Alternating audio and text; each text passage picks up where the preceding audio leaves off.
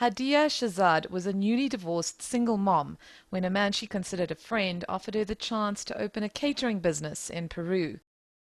It was 2007, and the financially desperate Shahzad jumped at the chance of a new life.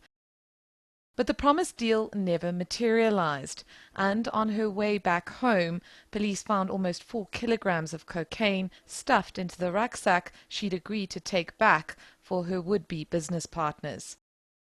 And how did you feel when they took the drugs out? Oh my goodness.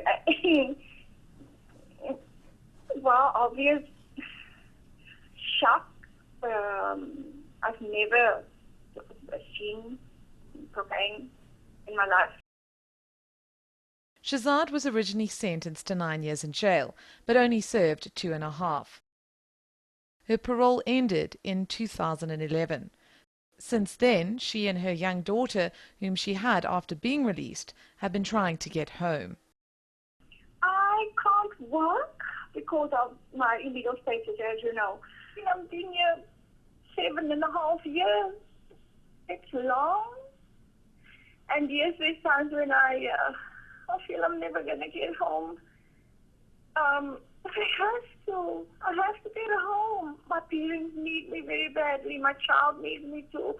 I have to get home. I have to.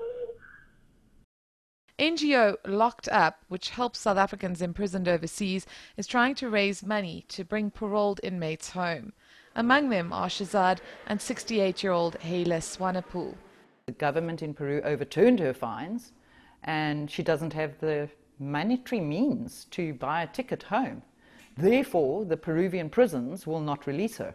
While the South African government will pay for the repatriation of the children of drug mules, it won't contribute any money towards the travel expenses of former inmates. Despite the often horrendous and tragic stories of prisoners who die overseas, far from home and in often very difficult conditions, there are still growing numbers of South Africans who are caught carrying drugs overseas. And that perhaps is the real tragedy. Karen Morn, Johannesburg.